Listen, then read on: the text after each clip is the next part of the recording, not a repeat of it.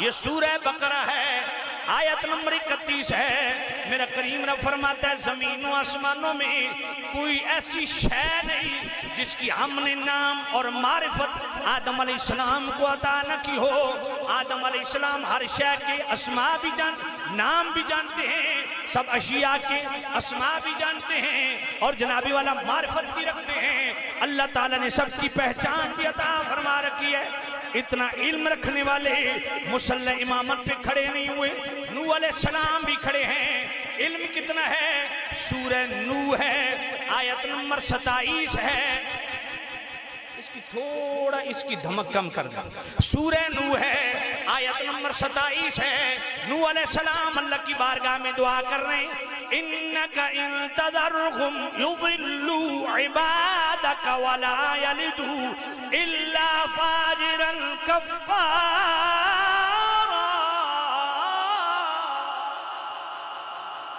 نوح علیہ السلام اللہ کی بارگاہ میں دعا کرتے ہیں، مالک مولا میری قوم کو ہلاک اور برباد کر دے، کیونکہ ان میں جو بچہ پیدا ہوگا کافر و فاجر پیدا ہوگا۔ ابھی بچہ پیدا ہوا نہیں، ابھی زمانہ فہم میں قدم رکھا نہیں، ابھی عنفوان شباب کو نہیں پہنچا، ابھی ایمان اور کفر کی تقسیم اور تمیز نہیں ہوئی، ابھی ماں کے پیٹ میں نہیں آیا۔ نوح علیہ السلام اللہ کی عطا سے پہلے سے جانتے ہیں بچہ آنے والا ایماندار ہوگا یا بے ایمان ہوگا۔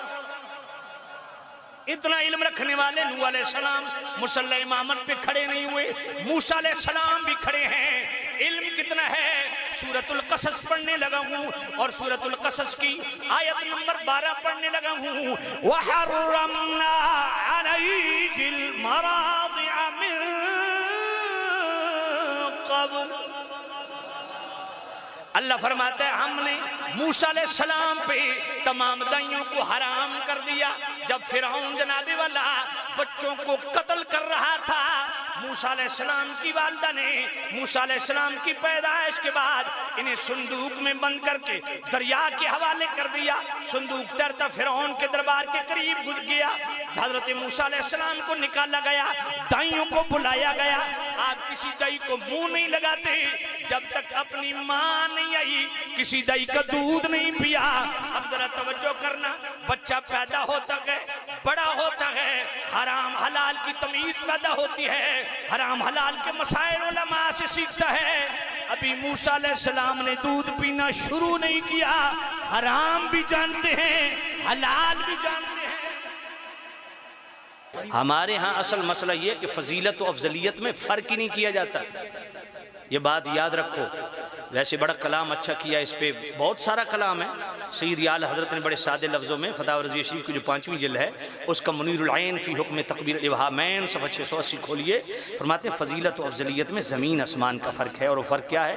اپنی طرف سے نہیں، مواقف و شرح مواقف۔ اچھا میں یہ سارے حوالے اور کتابوں کے لے کے پھر آخر میں اعلیٰ حضرت کیوں کہہ دیتا ہوں؟ سمجھ نہیں آئی؟ دیگر کتابوں کے جب حوالے مجھے یاد ہے تو اعلیٰ حضرت کا نام کیوں لیتا ہوں؟ صرف سمجھانے کے لیے کہ اعلیٰ حضرت سے بغاوت نہ کرنا۔ وہ لوگ آج بھی اس دور میں بھی اپنے سٹیجوں پہ نعرے لگاتے ہیں، اور ان کا حق کیا لگائیں؟ سر بخف سر بلند دیوبند دیوبند۔ یہ ہمیں بیماری پڑ گئی ہے، جس کے 4 مرید ہو جاتے ہیں وہ اپنے بزرگوں سے بغاوت شروع کر دیتے ہیں۔ جس کو 4 جناب والا سننے والے خطیب کو ہوتے ہیں وہ اپنے بزرگوں کو لائن پہ لگا دیتا ہے۔ اپنے بزرگوں پہ اپنی آنکھیں بند رکھو، ذرا توجہ کرنا۔ تو میں کیا عرض کر رہا تھا؟ فرمایا فضیلت و افضلیت میں زمین آسمان کا فرق ہے، اور وہ فرق کیا ہے؟ بڑی دقیق بات کرنے لگا ہوں۔ جس بندے کے فضائل سے زمین آسمان بھی بھر جائے نا، اس کے فضائل کو فضائل کے باب میں ڈسکس کیا جائے گا۔ افضلیت سیدنا صدیق اکبر کو عقائد کے باب میں ڈسکس کیا جاتا ہے۔ بات سمجھ نہیں؟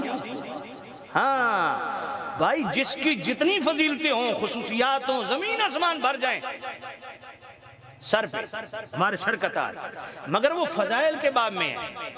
افضلیت سیدنا صدیق اکبر، تفضیل شیخین کا مسئلہ، اس کا تعلق عقائد سے ہے، یہ مسئلہ عقیدے کا ہے۔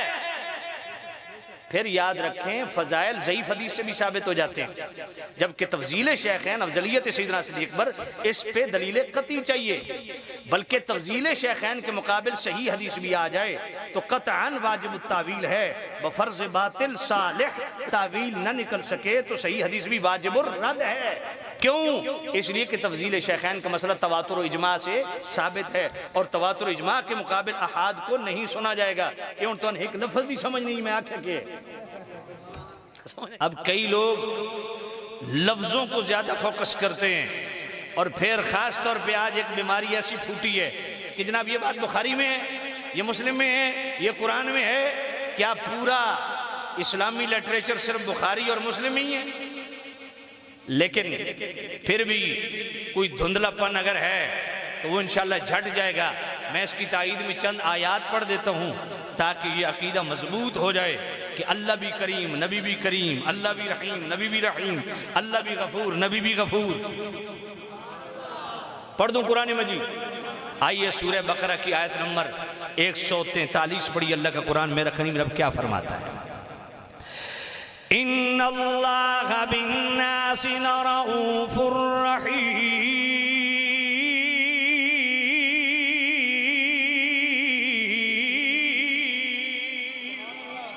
میرا کریم رب فرماتا ہے میں لوگوں کے لیے رؤوف بھی ہوں اور رحیم بھی ہوں۔ اب اللہ رؤوف بھی ہے، اللہ رحیم بھی ہے۔ اب اللہ کے علاوہ کسی کو رؤوف الرحیم مانو تو بظاہر ٹکراؤ پیدا ہوتا ہے، بظاہر تضاد پیدا ہوتا ہے۔ لیکن سورہ توبہ پڑھنے لگا ہوں، آیت نمبر 128 پڑھنے لگا ہوں، میرا کریم رب کیا فرماتا ہے؟ لقد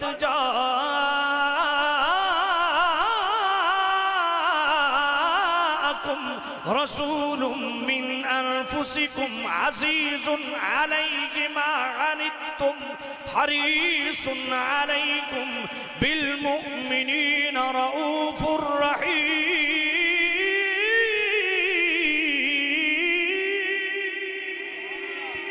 ولو انہم رضوا ما آتاہم اللہ ورسول۔ الحمد لله نحمده ونستعينه ونستغفره ونؤمن به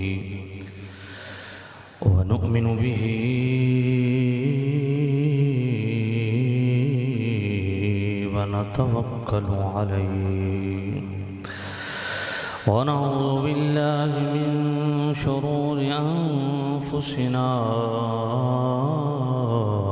ومن سيئات أعمالنا من يهده الله فلا مضل له ومن يضلله فلا هادي له ونشهد أن سيدنا وسندنا طبيبنا وطبيب قلوبنا شفيعنا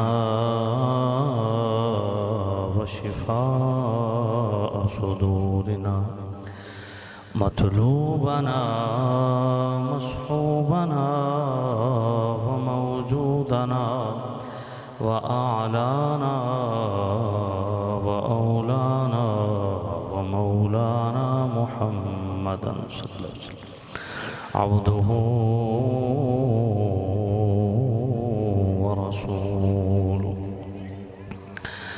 أما بعد فأعوذ بالله من الشيطان الرجيم بسم الله الرحمن الرحيم وإذ أخذ الله ميثاق النبيين لما آتيتكم من كتاب وحكمة ثم جاءكم رسول مصدق لما معكم لتؤمنن به ولتنصرنه قال أأقررتم وأخذتم على ذلكم إصري قالوا أقررنا قال فاشهدوا وأنا معكم من الشاهدين آمنت بالله صدق الله العلي العظيم الصلاة والسلام عليك يا سيدي يا رسول الله. الصلاة والسلام عليك يا سيدي يا حبيب الله. الصلاة والسلام عليك يا سيدي يا خاتم النبيين وعلى آلك وأصحابك يا سيدي يا خاتم المعصومين.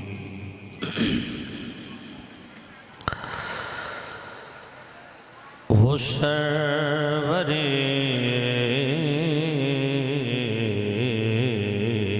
کشور رسالت، وہ سرور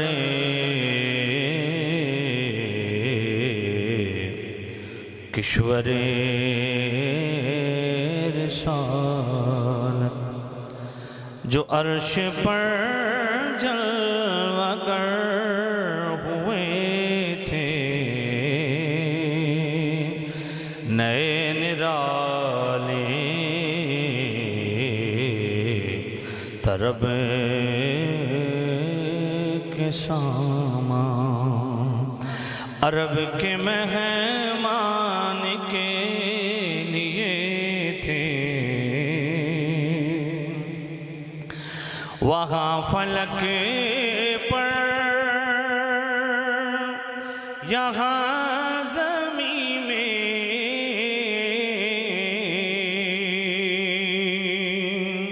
رچی تھی شادی، مچی تھی دھوم میں، ادھر سے انوار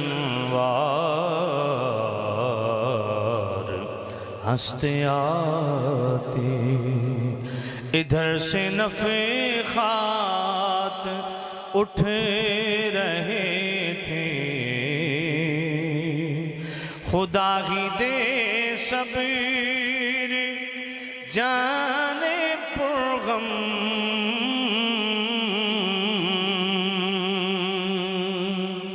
دکھاؤں کیوں کر تجھے وہ عالم.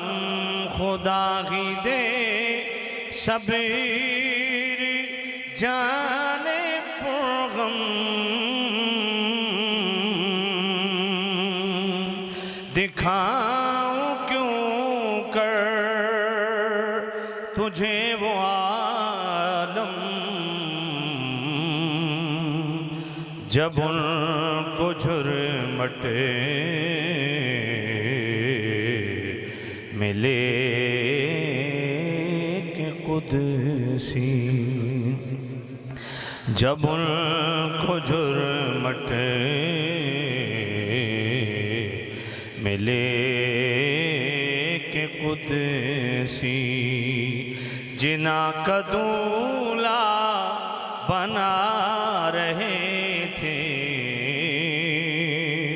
اتار کر ان کی رخ کا صدقہ،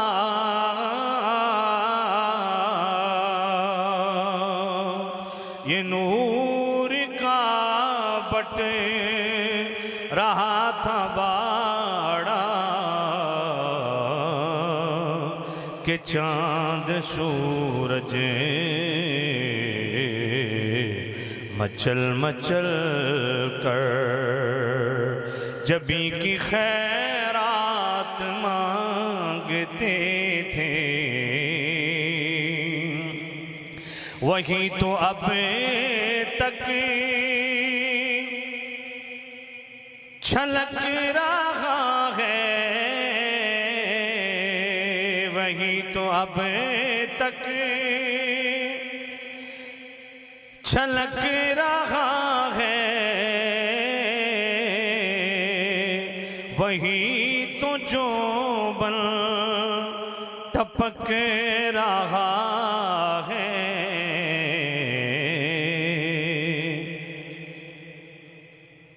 وہی تو اب تک چھلک رہا ہے،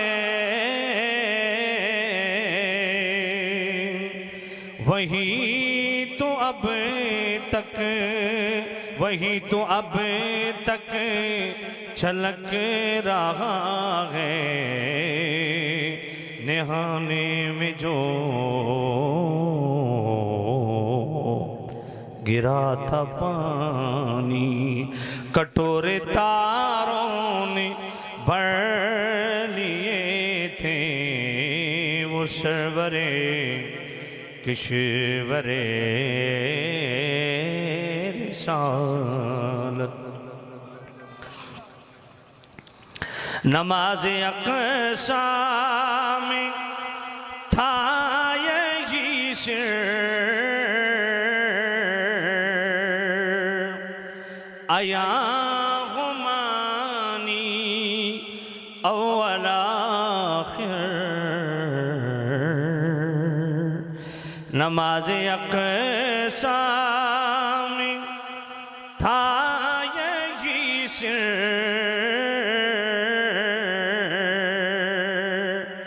آیا غمانی اول آخر،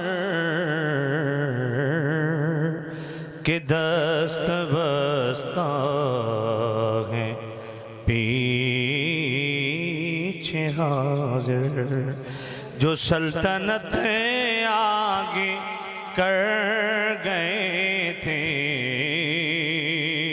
وہی ہے اول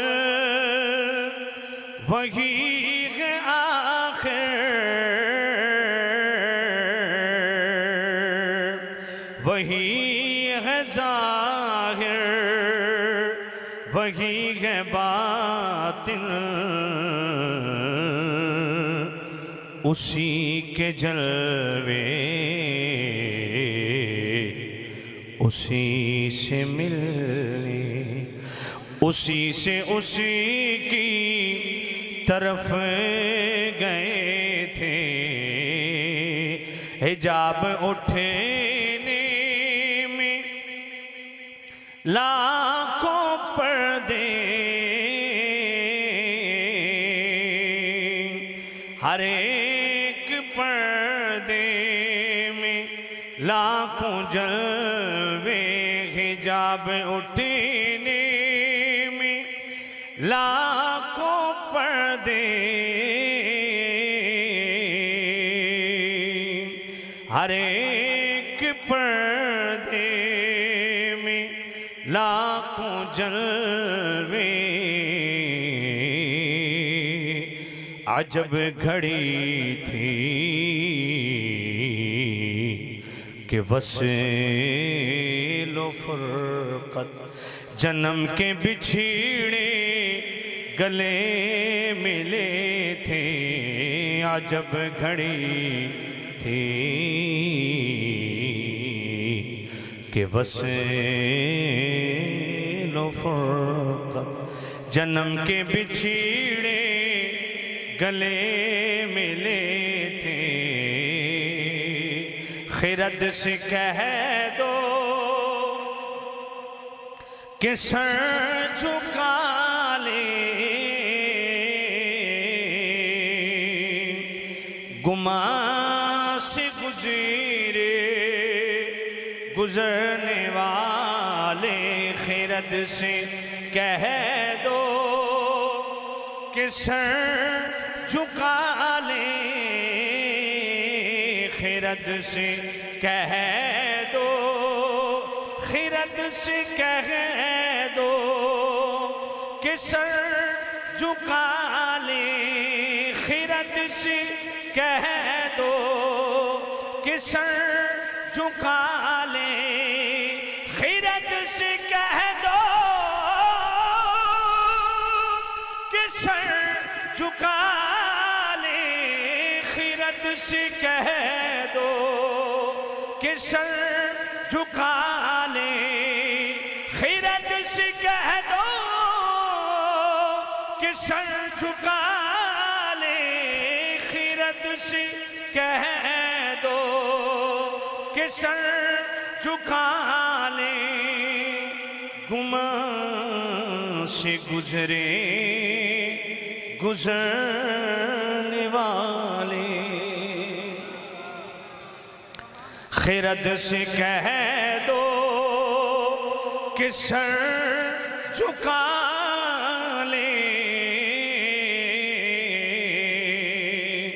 گمان سے گزرے گزرنے والے پڑے ہیں یہاں خود جہت کو لالے کسے بتائے کدھر گئے تھے پڑے ہیں یہاں خود جہت کو لا ہائے ہائے ہائے ہائے پڑے ہیں یا خود جہت کو لا کسے بتائے کہ اس مشرق و مغرب اس طول و عرض سے پوچھو شمال و جنوب سے پوچھو کدھر سے آئے کدھر گئے تھے یہاں تو عقل کا گھوڑا بھی بے بس ہو جاتا ہے شیخ سعدی نے بڑی خوبصورت بات کی ہے کہتے تم اپنا گھوڑا دوڑا ذرا حضور کی عظمت و شان کو معلوم کرے کہ حضور کا یہ عروج عقل میں آنے والا ہے فرمایا نہیں فرمایا مصطفیٰ کریم مہانی کی گھر سے چلے اور 3 لاکھ سال کی مسافت علامہ آلوسی بغدادی صاحب تفسیر المعانی فرماتے 3 لاکھ سال کی مسافت ہے طوالت ہے اور علامہ آلوسی بغدادی یہ بھی فرماتے ہیں کہ ہم یہ نہیں کہہ سکتے کہ اس طوالت کو لپیٹ دیا گیا نہیں جیسے طوالت تھی جوں کی تو مسافت تھی ویسے ہی میرے نبی نے کی 3 لاکھ سال سفر کر کے گئے 3 لاکھ سال سفر کر کے آئے اور دیر اتنی لگی کہ جس پانی سے وضو کیا تھا وہ ابھی چل رہا تھا جو ہاتھ سے کنڈی کھولی وہ ابھی ہل رہی تھی فرمایا خیرت سے کہہ دو کہ سر جھکا لے گمان سے گزرے گزرنے والے فرمایا گمان کرو ذرا میرے نبی ام ہانی کے گھر سے چلے مسجد حرام میں آئے وہاں سے جناب براق پہ سوار پھر مسجد اقصیٰ وہاں نبیوں کو نماز بھی پڑھائی پھر آسمانوں کی طرف عروج فرمایا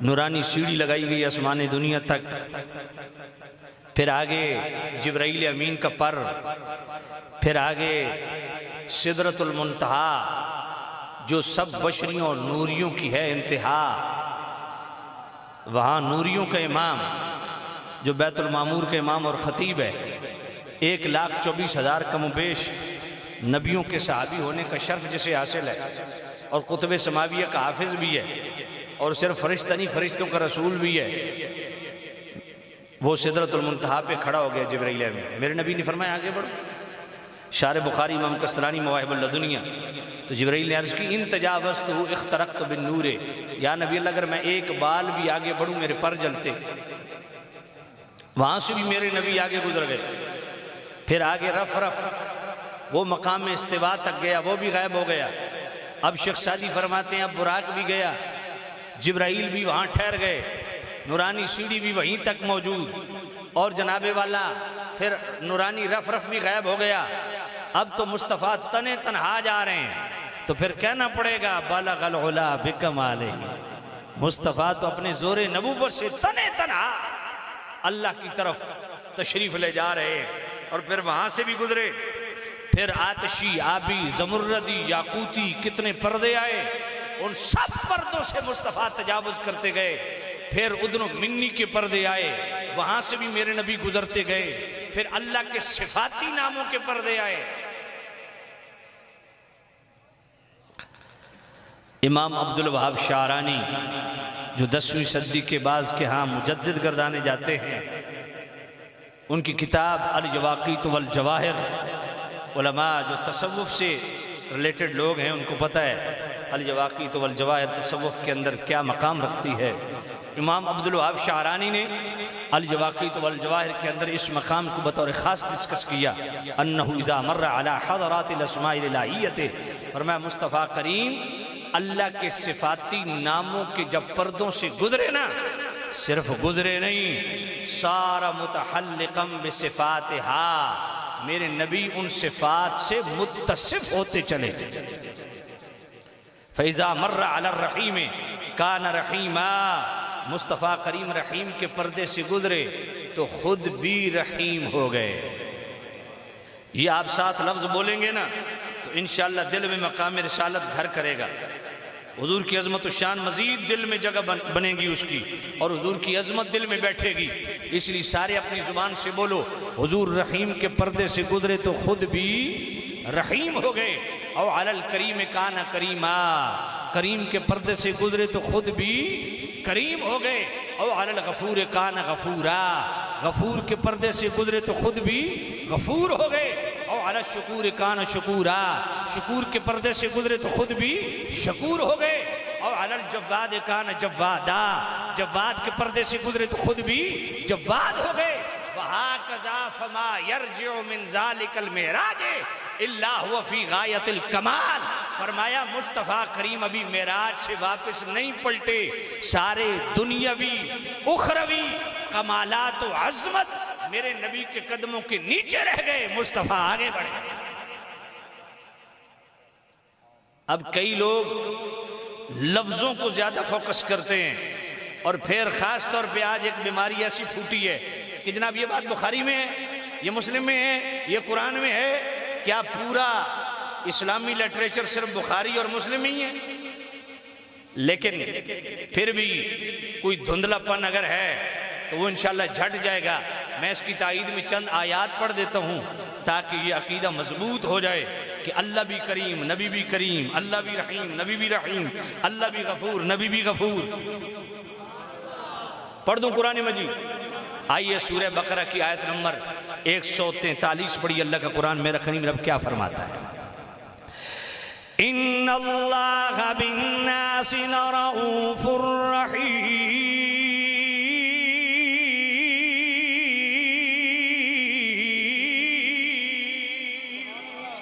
میرا کریم رب فرماتا ہے میں لوگوں کے لیے رؤوف بھی ہوں اور رحیم بھی ہوں۔ اب اللہ رؤوف بھی ہے، اللہ رحیم بھی ہے۔ اب اللہ کے علاوہ کسی کو رؤوف الرحیم مانو تو بظاہر ٹکراؤ پیدا ہوتا ہے، بظاہر تضاد پیدا ہوتا ہے۔ لیکن سورہ توبہ پڑھنے لگا ہوں، آیت نمبر 128 پڑھنے لگا ہوں، میرا کریم رب کیا فرماتا ہے؟ لقد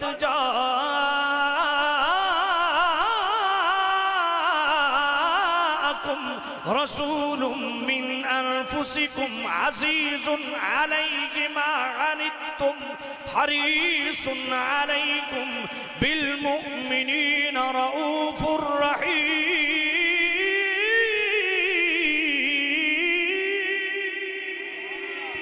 وَلَوْ أَنَّهُمْ رَضُوا مَا آتَاهُمُ اللَّهُ وَرَسُولُهُ،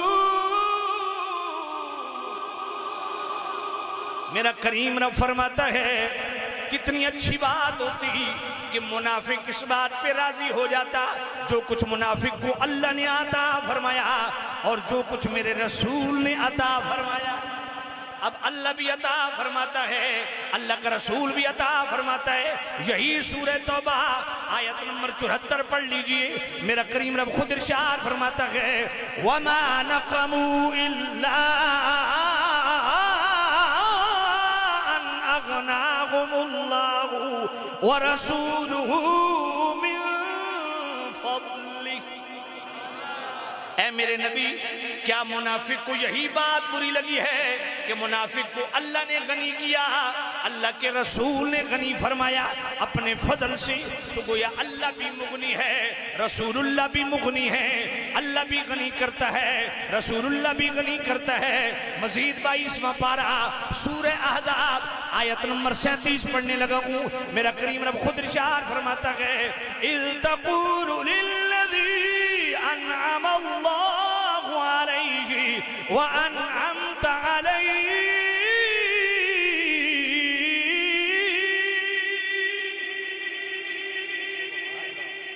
میرے نبی جب آپ نے اپنے غلام زید سے کہا کون سا زید؟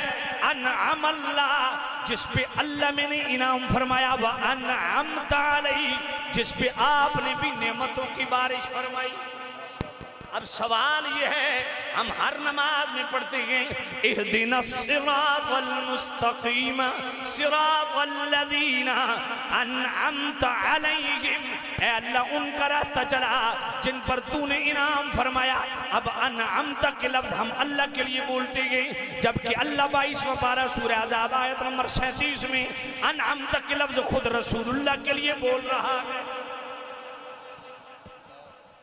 بتاؤ یہ شرک ہو جائے گا؟ اب اللہ بھی منعم، رسول اللہ بھی منعم، اللہ بھی مغنی، رسول اللہ بھی مغنی، اللہ بھی غفور، نبی بھی غفور، اللہ بھی رحیم، نبی بھی رحیم، اللہ بھی کریم، نبی بھی کریم، اللہ بھی عزیز، نبی بھی عزیز۔ اس پہ میرا الگ ایک خطاب ہے 3.5 گھنٹے کا، اگر کہیں ریکارڈنگ مل جائے، اس میں میں نے لگاتار 48 آیتیں پڑھی ہیں۔ یہ صرف مضمون اس بات کو سمجھانے کے لیے آپ کی خدمت میں مثال کے طور پہ چند چیزیں پیش کی، تاکہ کوئی علمی کتابی کی طبیعت خراب نہ ہو۔ بات سمجھ آئیے نا؟ وہ ایک جانور ہے نا جہلم کا، وہ کہتا ہے نہ میں بابی نہ میں بابی، میں ہوں مسلم علمی کتابی۔ سنا ہے نا؟ نہ میں بابی نہ میں بابی۔ میں کہا اگر تو بابی نہ تو حرامی ہے۔ کوئی ایک بندہ دسو جڑا بغیر بابے دے دنیا تے آیا ہوگا؟ کوئی سمجھ کوئی نہیں۔ اگر نہیں میرا مطلب ہو رہا ہے، میں کہا پتر سانو بھی پتا مطلب ہو رہا ہے، مقصد تن سٹ میں جو اولیاء کی تو گستاخیاں کرتا ہے، کبھی اولیاء کو پڑھ جاتا ہے، کبھی داتا صاحب کو پڑھ جاتا ہے، کبھی خواجہ غریب نواز کو پڑھ جاتا ہے، کبھی غوث پاک کو پڑھ جاتا ہے، کبھی صحابہ کو پڑھ جاتا ہے، یہ تیری عادتیں ہیں۔ وہ جیلمی مرزا بات پلے پڑی ہے کہ نہیں؟ میں نے کہا یہ جو میں نے بات کی ہے علمی کتابی کی ہے۔ اللہ بھی رؤوف، نبی بھی رؤوف، اللہ بھی کریم، نبی بھی کریم، اللہ بھی غفور، نبی بھی غفور۔ اور اس کی تائید میں نے قرآن مجید کی چند آیات پڑھ دی ہیں تاکہ بات پکی ہو جائے۔ لیکن جب تک یہ فرق نہیں کریں گے بات سمجھ نہیں آئے گی کہ اللہ کی جتنی شانیں ہیں وہ اس کی ذاتی ہیں، اور اللہ کے محبوبوں کی جتنی شانیں ہیں وہ اللہ کی عطا سے ہیں۔ بات پلے پڑی ہے؟ پھر اگلی بات سننا ذرا۔ اللہ اکبر، میرے کریم رؤوف الرحیم نبی پھر اللہ کے حضور تشریف لے گئے، ہم کلامی کا شرف بھی پایا، اور اللہ اکبر واپس بھی آئے۔ لیکن گئے کس دھج کے ساتھ، کس پروٹوکول کے ساتھ؟ اگر آپ اجازت دیں تو ذرا قرآن پڑھوں۔ ابراہیم علیہ السلام کو بھی اللہ تعالیٰ نے عروج بخشا، ان کو بھی معراج کروائی گئی، ان کو بھی ملکوت کی سیر کروائی گئی، لیکن قرآن میں اللہ کیا فرماتا ہے؟ قال انی ذاہب الی ربی سیہدین۔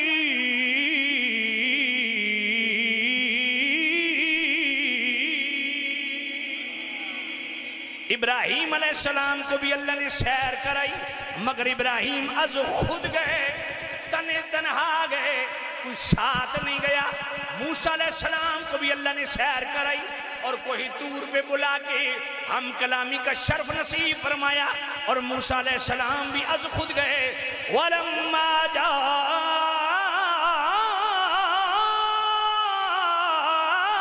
موسیٰ لِمِيقَاتِنَا وَكَلَّمَهُ رَبُّهُ قَالَ رَبِّ أَرِنِي أَنظُرْ إِلَيْكَ۔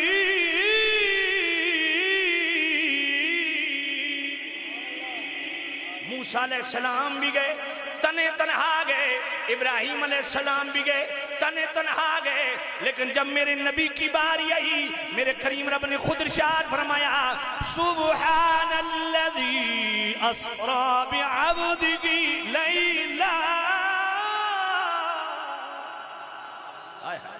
عبد ہی کے ساتھ با مصاحبت ملا کے 4 چاند لگا دیے اور بتا دیا کہ یہ اکیلے نہیں گئے، لے جانے والا بھی ساتھ ساتھ ساتھ۔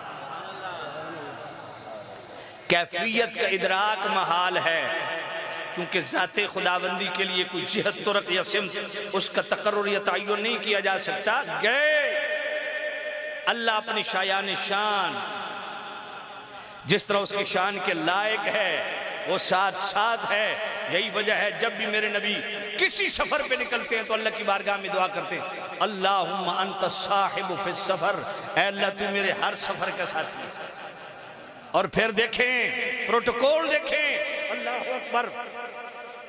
علامہ اسماعیل حقی صاحب تفسیر البیان فرماتے ہیں کہ 70,000 فرشتے جبرائیل کی کمانڈ میں، 70,000 میکائیل کی کمانڈ میں، 70,000 اسرافیل کی کمانڈ میں، اتنا بڑا نورانی جلوس، اور جلوس کی شکل میں جبرائیل امین کی کمانڈ میں آئے، اور میرے نبی کا سٹیٹس کیا ہے؟ سبحان، پروٹوکول کیا ہے کہ جبرائیل امین جیسی ہستیوں کو دروازہ کھٹکھٹانے کی ہمت نہیں ہے۔ چھت میں چھوٹا سا سوراخ کیا اور اندر داخل ہو گئے۔ عجیب بات ہے، علامہ اسماعیل حقی فرماتے ہیں میرے نبی نے فرمایا 600 پروں کا مالک جبرائیل ایک پر پھیلائے پوری کائنات نیچے آ جائے، اتنے چھوٹے سوراخ سے کیسے گزر گیا؟ یہی تو بتا دیا کہ یہ دربار رسالت ہے، میں بھی یہاں حاضری دیتا ہوں اپنی ہستی کو سمیٹ کے۔ اور محدث زرقانی فرماتے ہیں، امام زرقانی جیسے محدث نے، یہاں ذرا علماء توجہ کریں، بڑی کمال کی بات ہے۔ محدث زرقانی فرماتے ہیں کہ جب جبرائیل اندر داخل ہو گئے، ہاتھ نہیں لگایا، آواز نہیں دی، اپنے کافوری ہونٹ حضور کے قدموں پہ رکھے۔ اب یہاں امام زرقانی فرماتے ہیں سوچنے کی بات یہ ہے، وہ جو تمام فرشتوں نے آدم علیہ السلام کے سامنے جبین نیاز ٹکائی تھی، وہ افضل تھا یا اس وقت جبرائیل کا مصطفیٰ کے قدموں پہ سر رکھنا افضل ہے؟ فرمایا اس وقت جبرائیل کے مصطفیٰ کے قدموں پہ سر رکھنا 3 وجہ سے افضل ہے۔ اور پہلی وجہ فضیلت کیا ہے؟ وہ جو تمام فرشتوں نے آدم علیہ السلام کے سامنے جبین نیاز ٹکائی تھی نا، وہ بطور سزا تھا۔ جب اللہ نے آدم علیہ السلام کو پیدا کرنا چاہا نا تو فرشتوں نے کہا اتجعل فیہا من یفسد فیہا، ایسے کو پیدا کرتا ہے جو زمین میں خون ریزی اور فساد۔ اللہ نے فرمایا میرے شاہکار قدرت کو فسادی کا ہے، سجدہ کرو، وہ بطور سزا تھا۔ اور یہاں جبرائیل امین کا مصطفیٰ کے قدموں پہ سر رکھنا بطور عطا ہے۔ اور دوسری وجہ فضیلت کیا ہے؟ وہاں فرق مراتب اپنی جگہ، درجے میں بڑے ہیں چھوٹے ہیں، سب آدم علیہ السلام کے سامنے جبین نیاز ٹکائے ہوئے ہیں۔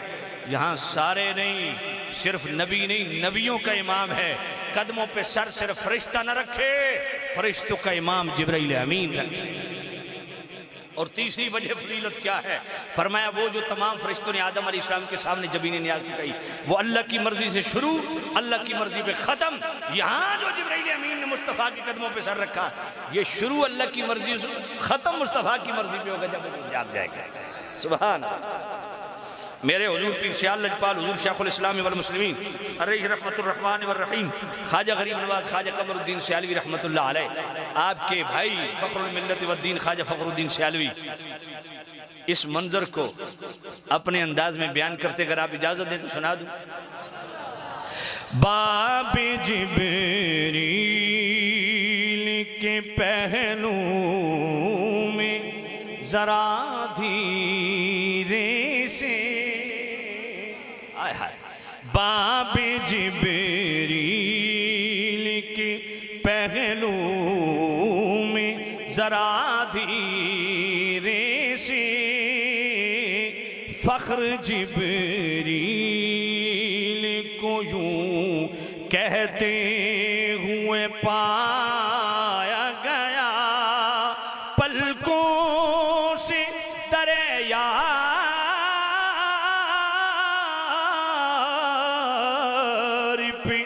دستک دینا، پلکوں سے پلکوں سے پلکوں سے پلکوں سے دریا پہ دستک دینا، اونچی آواز ہوئی عمر کا سرمایا گیا۔ سبحان اللہ، جو کرنا وہاں سے جبرائیل امین حتیم کعبہ میں لائے، وہاں شق صدر کا واقعہ بڑا طویل واقعہ ہے، علامہ خفاجی نے نسیم الریاض میں بڑی ڈیٹیل سے، اور حضرت علی قاری نے بھی اچھا خاصا اس پہ کلام کیا، اور امام جناب والا تقی الدین سبکی نے شفاء السقام پہ بھی اس پہ بڑا مبسوط اور بڑا مضبوط اور مربوط کلام فرمایا، لیکن وہ بڑا ٹیپیکل گفتگو ہے اور آپ بور نہ ہو جائیں، اس پہ میرا الگ خطاب ہے، یوٹیوب پہ کہیں مل جائے تو وہ دیکھ لینا کہ شق صدر ہوا، سینہ چاک ہوا، قلب اطہر چاک ہوا، اور قلب اطہر کے اندر جو منجمد لوتھڑا تھا وہ باہر پھینکا گیا، یہ پوری ایک گفتگو ہے، لیکن میں یہاں وہ بیان نہیں کرنا چاہوں گا، تھوڑا آپ کے ذوق کو مد نظر رکھتے ہوئے، کیونکہ عوامی جلسہ ہے تو عوامی انداز میں چیز آپ کی خدمت میں عرض کرتا ہوں۔ شق صدر ہوا، میرے نبی براق پہ سوار ہونے لگے،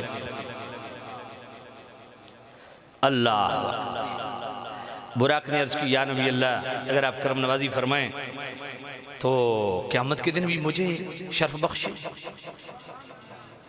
میرے نبی نے وعدہ فرما لیا، اس خوشی میں وہ اتنا پھولا کہ 40 ہاتھ اوپر ہو گیا، اب یہاں پہ روح غوث تشریف لائی،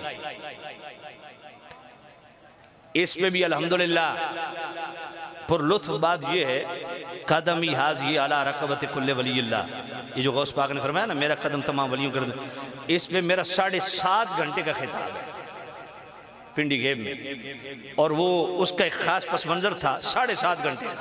زور کی نماز کے بعد میں نے خطاب شروع کیا، عصر کی نماز کا ٹائم میں نے کہا عصر پڑھو، پھر عصر پڑھ کے پھر میں شروع کر دیا، پھر مغرب کا ٹائم مغرب پڑھ کے پھر شروع کر دیا، پھر عشاء کے ٹائم میں نے کہا عشاء کی نماز پڑھے پھر شروع کرتے ہیں، وہ انتظامیہ کے حضور 13 دیگاں پکائیاں 3 بار گرم کر بیٹھے اور مہربانی کرو بس چلو۔ اس دن اتفاق سے میں فتح ورزی شریف کی 28ویں جلد ساتھ لے گیا تھا، تو فتح رضی شریف 28ویں جلد میں 3 رسائل اکٹھے ہیں اور یہ پڑھنے والے فضائل و مناقب کے ٹائٹل سے ایک رسالہ ہے، اس میں قدم حاضی علی رقبت کل ولی اللہ، اس کی شریف جو حیثیت ہے اس کو بیان کی گئی، پھر طرد الافائی انحماحات الرفع الرفائی، یہ اعلی حضرت کا بڑا مبسوط ایک مقالہ ہے، اس کو بھی آپ پڑھیں لطف آ جائے گا۔ اس سے اگلا جو رسالہ ہے فتاوی کرامات غوثیہ، اس میں اعلی حضرت نے اس کو ڈسکس کیا کہ یہ غوث پاک نے فرمایا کیونکہ میرا قدم تمام ولیوں کی گردنوں پہ، اس کا پس منظر کیا ہے، اس کی بیک گراؤنڈ کیا ہے، اس کی بیس اور بنیاد کیا ہے، وہ پورا ایک جناب والا ایسا انداز ہے میرے اعلی حضرت کا، اور دلائل کے تو اعلی حضرت نے انبار لگا دیا، سبحان اللہ۔ اس میں اعلی حضرت نے لکھا، اور خاص طور پہ علامہ عبدالقادر اربلی رحمۃ اللہ علیہ کی تفریح الحاطر کے حوالہ سے بالخصوص اور بالعموم بہت سارے حوالہ جات اور بھی ہیں کہ جب روح غوث حاضر ہوئی تو میرے نبی نے ان کی گردن پہ قدم رکھا اور میرے نبی نے فرمایا قدمی علی رکبتک و قدمک علی رکبت کل اولیاء اللہ تعالی، اے عبدالقادر میرا قدم تیری گردن پہ اور تیرا قدم ہر ولی کی گردن پہ۔ اس پہ بندے کے ذہن میں یہ بات ہوتی ہے، بعض اوقات تجسس تردد پیدا ہوتا ہے کہ غوث پاک تو اتنے بعد میں آئے تو وہاں روح غوث کیسے حاضر ہو گئی، روح غوث، یہ بات ذہن میں رکھنا، تو یہ عالم روحانیت کا سلسلہ ہے۔ اس میں جو اعلی حضرت نے 66 سے حدیثیں لائی ہیں، اس کی تائید میں آپ حیران ہو جائیں گے، یہ میرا پورا بیان ہے کہیں سن لینا، تو خیر میں عرض کر رہا ہوں، میرے کریم رؤوف الرحیم نبی براق پہ سوار ہوئے، اب عزم سفر رخت سفر باندھا تو اللہ نے فرمایا نا لِنُرِيَهُ مِنْ آیَاتِنَا، ہم نے اپنے محبوب کو اپنی نشانیاں دکھانی ہیں، تو مصطفیٰ نے سب سے پہلی معراج کی رات نشانی کیا دیکھی؟ اب مسلم شریف کی حدیث ہے مررت علی موسیٰ، میں موسیٰ علیہ السلام کے پاس سے گزرا، لیکن مسند احمد کے اندر 7 جگہ حدیث ہے، اس کے لفظ ہیں رأیت موسیٰ قائم یصلی فی قبری، میں نے موسیٰ علیہ السلام کو قبر میں کھڑے ہو کے نماز پڑھتے دیکھا۔ حیات النبی کے حوالہ سے بھی بڑا مسئلہ حل ہوتا ہے یہاں پہ، جی، اور مسند احمد کے اندر 7 جگہ یہ حدیث ہے۔ اب کتنے مسئلے ثابت ہوئے؟ پہلا مسئلہ تو یہ ثابت ہوا کہ اللہ کے محبوبوں کی جو قبریں ہوتی ہیں وہ اللہ کی نشانیاں ہوا کرتی ہیں۔ دوسرا مسئلہ یہ ثابت ہوا کہ نبی قبروں میں زندہ بھی ہوتے ہیں، اور تیسرا مسئلہ یہ بھی ثابت ہوا کہ کائنات میں سب سے کثیف چیز مٹی ہے، مٹی سے بڑھ کے کثافت کسی چیز میں نہیں ہے، لیکن نگاہ مصطفیٰ میں وہ بھی اتنی لطیف ہے کہ مصطفیٰ آر پار اس طرح دیکھ رہے ہیں جس طرح ہاتھ کی ہتھیلی ہوتی ہے، اور چوتھا مسئلہ یہ بھی ثابت ہو گیا کہ نبیوں کو اللہ کی عبادت سے اتنا شغف اور محبت ہے کہ قبروں کے اندر بھی اللہ کی بندگی جاری و ساری ہے۔ صلاۃ کے کئی اور معنی بھی کیے جاتے ہیں، لیکن ذرا توجہ کرنا۔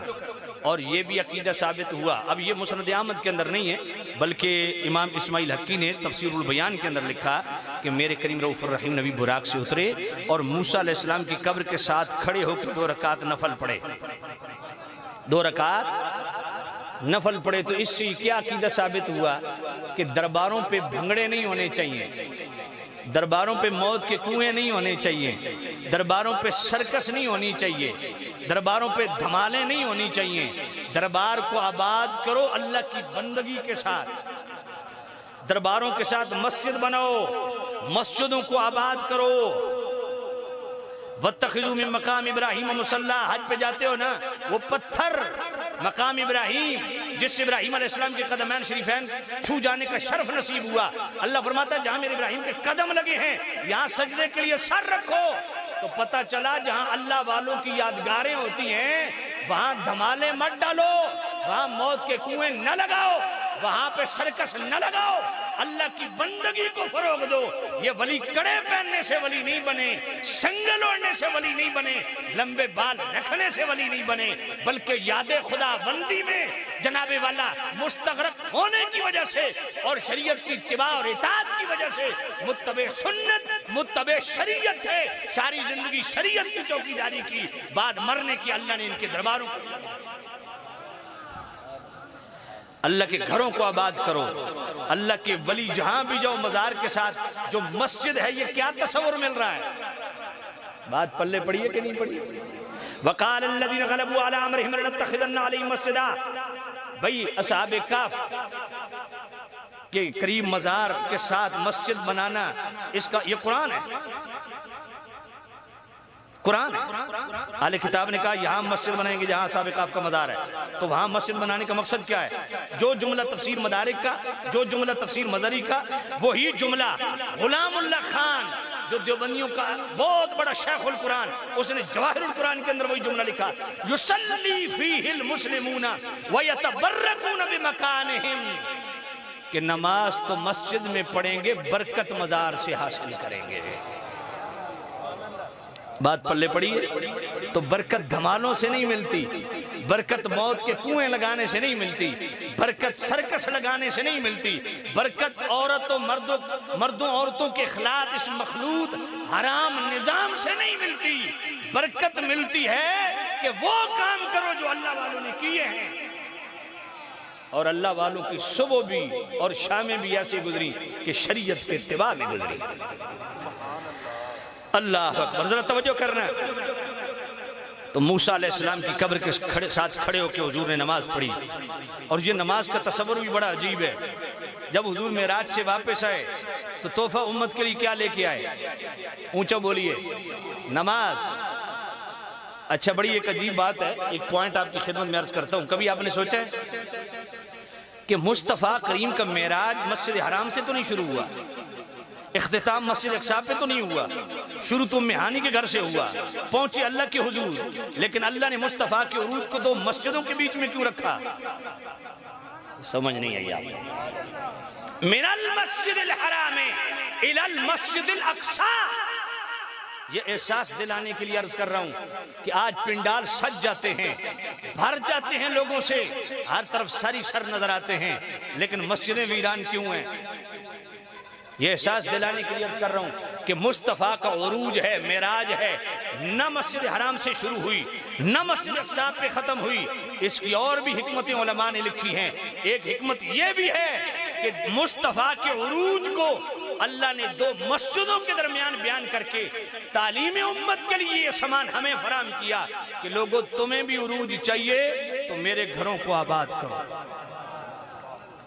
جو اللہ کے گھروں کو آباد کرتا ہے اللہ تعالیٰ اس کو دیکھو امیر المومنین مولا المسلمین سیدنا و مولانا علی المرتضی کرم اللہ تعالیٰ وجہ الاسنا، آپ کے 2 ٹائٹلز بیان کی جاتے ہیں، مولود کعبہ، شہید مسجد۔ اس میں اختلاف میں نہیں پڑھ رہا کہ کس میں اختلاف ہے اور کس میں اتفاق ہے، سمجھانے کے لیے اگر دونوں ٹائٹل مان لو تو ہمیں سوچ کیا ملتی ہے، فکر کیا ملتی ہے۔ مولا علی سے تو گویا یہ فکر ملتی ہے کہ میں آتے بھی اللہ کا گھر آباد کر رہا ہوں، جاتے بھی اللہ کا گھر آباد کر رہا ہوں، اور ہم مولائی وہ ہیں جو مسجد میں جانا بوجھ سمجھتے ہیں۔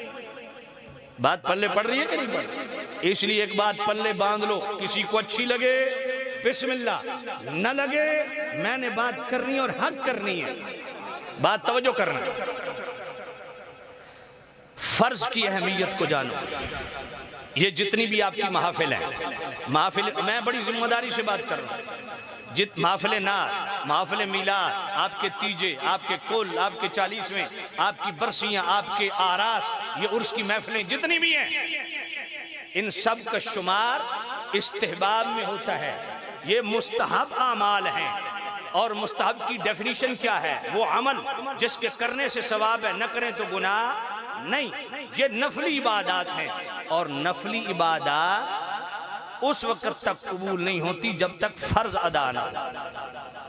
امیر المومنین مولا المسلمین سیدنا و مولانا صدیق اکبر عتیق اطہر علیہ الرضوان الاجل الازہر، آپ کا جب آخری وقت ہے، حضرت عمر کو آپ نے فرمایا عمر میرے نبی کی یہ حدیث یاد رکھنا، میرے نبی نے فرمایا انہ لا تقبل نافلۃ حتی تؤدى الفریضہ، اس بندے کی کوئی نفلی عبادت قبول نہیں کی جائے گی جو فرض کا تارک ہے۔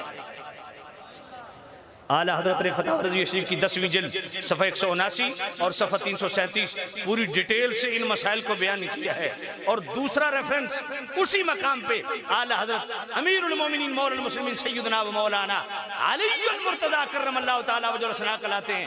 مولا علی فرماتے ہیں میرے نبی نے فرمایا علی جو مسلمان فرض چھوڑ دے اور نفلی عبادت میں لگ جائے، اس مسلمان کی مثال اس پریگننٹ عورت کی طرح ہے، اس حاملہ عورت کی طرح ہے جو 9 مہینے بچہ پیٹ میں رکھے اور 9 مہینے کے بعد بچہ ضائع ہو جائے، وقت بھی پورا، تکلیف بھی کاٹی، پر ہاتھ آیا کچھ نہیں۔ فرمایا اے علی جو فرض چھوڑ دے اور نفلی عبادت میں لگ جائے، اس کی نفلی عبادت یوں ہی برباد ہو جاتی ہے جیسے اس کا عمل ضائع ہو گیا۔ تیسرا حوالہ اعلی حضرت فتوح الغیب شریف کا لائے، حضرت غوث العظم شیخ عبد القادر جیلانی رضی اللہ تعالیٰ عنہ کا غوث پاک فرماتے ہیں اس مسلمان جتنا احمق اور بے وقوف مسلمان کوئی نہیں جو فرض چھوڑ دے اور نفلی عبادت میں لگ جائے۔ اس لیے آپ جتنی محفلیں نعت سجا لیں، آپ جتنی میلاد کی محفلیں کر لیں، آپ جتنے آپ کل 40ویں برسیاں، آپ جتنے عرس پہ چکر لگا دیں، سارا اللہ لپیٹ کے منہ پہ مارے گا اگر فرض ادا نہیں۔ یہ تمام نفلی عبادات بطور آپشن ہیں، نفلی عبادات فرض کی کمی کو پورا کرنے کے لیے ہوتی ہیں۔ یاد رکھو بخاری شریف 2 جلد صفحہ 963 کتاب رکعت باب التواضع من عادى لي وليا فقد آذنت بالحرب، اللہ فرماتا ہے جو بھی میری کسی ولی کے متعلق دل میلہ رکھے نا، میں اللہ اس کے خلاف اعلان جنگ کرتا ہوں۔ تو مالک یہ بھی بتا دے ولی بنتا کیسے ہے، اس سے اگلے جملے کیا ہیں؟ ما تقرب الی عبدی بشیء احب الی مما افترضت علیہ، میرے نبی یہ حدیث قدسی ہے، میرے نبی فرماتے ہیں کہ اللہ فرماتا ہے جو بندہ فرائض میں ہمیشگی اختیار کرے، فرائض کی ادائیگی پہ جم جائے، میں اپنے قرب کا پہلا دروازہ اس پہ کھول دیتا ہوں۔ فرض کی ادائیگی، یہ ولایت کو کڑے پہننے کا نام نہیں، ولایت نام ہے اللہ کی حضوری کا، ولایت نام ہے قرب خداوندی کا، اور اللہ کا قرب پہلی سیڑھی، پہلا جو پردہ ہٹتا ہے وہ فرائض کی ادائیگی سے ہٹتا ہے۔ اس سے اگلا جملہ ہے لا یزال عبدی یتقرب الی بالنوافل، پھر وہ جب نفلی عبادت میں بھی کثرت کرتا ہے حتی احبہ، اللہ فرماتا ہے میں اس کو اپنا محبوب بنا لیتا ہوں۔ تو اللہ کے قرب کا پہلا دروازہ فرض سے کھلتا ہے۔ سرے سے جب فرض ہی نہیں تو نفل کس کھاتے کا؟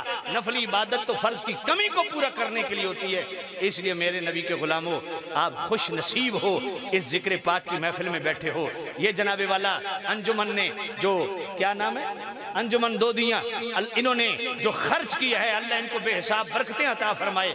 اب یہ خوش نصیبی ہے ہماری کہ اللہ رسول کا ذکر کر رہے ہیں، لیکن خدا کے واسطے یہ بات پلے باندھ لو کہ یہ محفلوں کو اللہ نے ہمیں پابند بند نہیں کیا، یہ بطور آپشن عبادات ہیں، کرو ثواب ہے، نہ کرو گناہ نہیں، لیکن جن کا اللہ نے پابند کیا ہے اگر اس میں آپ ڈنڈی ماریں گے تو ڈنڈا پڑے گا، اور یہ تمام نفلی عبادات تب قبول ہوں گی جب فرض ادا ہوگا۔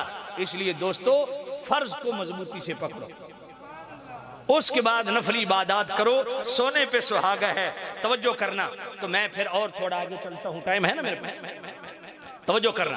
میرے کریم رؤوف الرحیم نبی مسجد اقصی میں پہنچے۔ اب مسجد اقصی میں آئے شان رسالت دیکھیے یار، سارے نبی کھڑے ہیں، محبت سے کو سبحان اللہ، لیکن صف میں کھڑے ہیں، مصلی امامت پہ نہیں کھڑے۔ مصلی امامت پہ کون کھڑا ہو؟ توجہ ہے نا آپ؟ سیدی اعلی حضرت امام اہل سنت امام رضا رحمۃ اللہ تعالی علیہ فتاوی رضیہ شریف 30ویں جلد، اس کا پہلا رسالہ تجلی الیقین بن نبینا سید المرسلین، جو کہ افضلیت مصطفیٰ، فضائل مصطفیٰ پہ نہیں ہے یہ رسالہ، افضلیت مصطفیٰ پہ، اس میں افضلیت مصطفیٰ پہ اعلی حضرت نے 10 آیات اور 100 حدیثیں لائیں۔ اس پورے رسالے کو میں نے ریکارڈ کروایا ہوا ہے، اگر یوٹیوب پہ آپ کو مل جائے تو سامعین عزیز سے ہم توجہ کرنا۔ پہلی افضلیت مصطفیٰ پہ جو دلیل اعلی حضرت وہ کیا ہے؟ فرمایا افضلیت مصطفیٰ پہ پہلی دلیل یہ ہے کہ امام وہ بنے جو اعلم ہو، جو افضل ہو، تو اللہ نے معراج کی رات مصطفیٰ کو آگے کھڑا کیا۔ اب ذرا توجہ کرنا، وہاں کھڑے ہونے والے نبی ہیں، علم کتنا ہے؟ اگر آپ اجازت دیں تھوڑی جھلک قرآن سے پیش کروں۔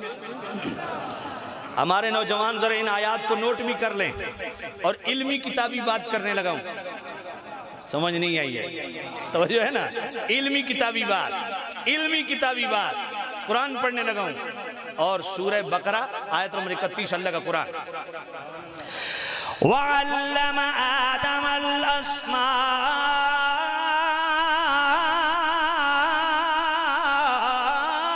كُلَّهَا۔ کوئی سبحان اللہ مجھے سننے کو نہیں مل رہی بھائیو۔ اب اللہ کی پاکی کے لیے میں آپ کی محنت کروں گا، قرآن سن کے اس پیار سے سبحان اللہ کہیں کہ اللہ اپنی پاکی سن کے اتنا خوش ہو کہ ہم سب کو پاک فرما دے۔ پڑھوں اللہ کا قرآن۔ وَعَلَّمَ آدَمَ الْأَسْمَاءَ كُلَّهَا۔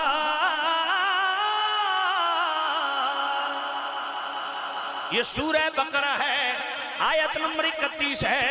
میرا کریم رب فرماتا ہے زمین و آسمانوں میں کوئی ایسی شے نہیں جس کی ہم نے نام اور معرفت آدم علیہ السلام کو عطا نہ کی ہو۔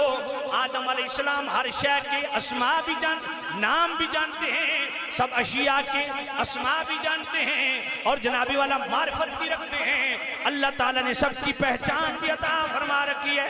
اتنا علم رکھنے والے مصلی امامت پہ کھڑے نہیں ہوئے، نوح علیہ السلام بھی کھڑے ہیں۔ علم کتنا ہے؟ سورہ نوح ہے، آیت نمبر 27 ہے۔ اس کی تھوڑا اس کی دھمک کم کر دیں۔ سورہ نوح ہے، آیت نمبر 27 ہے۔ نوح علیہ السلام اللہ کی بارگاہ میں دعا کر رہے ہیں، إِنَّكَ إِن تَذَرْهُمْ يُضِلُّوا عِبَادَكَ وَلَا يَلِدُوا إِلَّا فَاجِرًا كَفَّارًا۔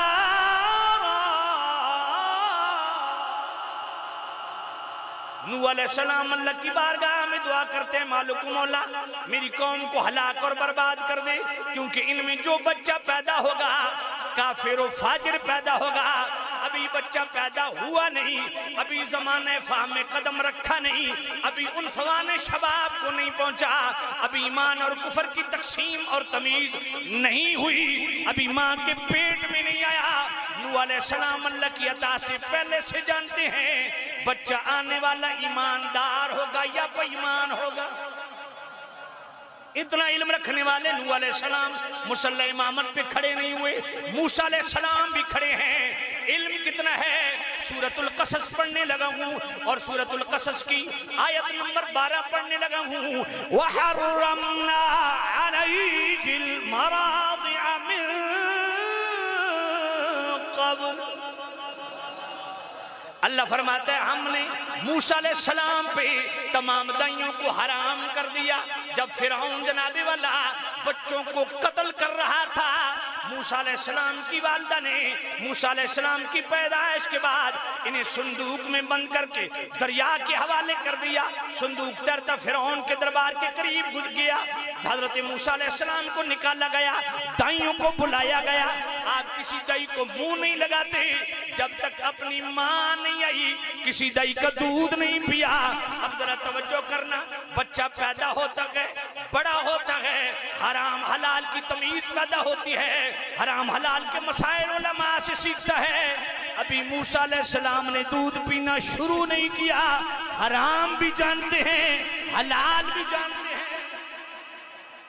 اتنا علم رکھنے والے موسیٰ علیہ السلام آپ بھی مصلی امامت پہ کھڑے نہیں ہوتے, عیسیٰ علیہ السلام بھی کھڑے ہیں. علم کتنا ہے.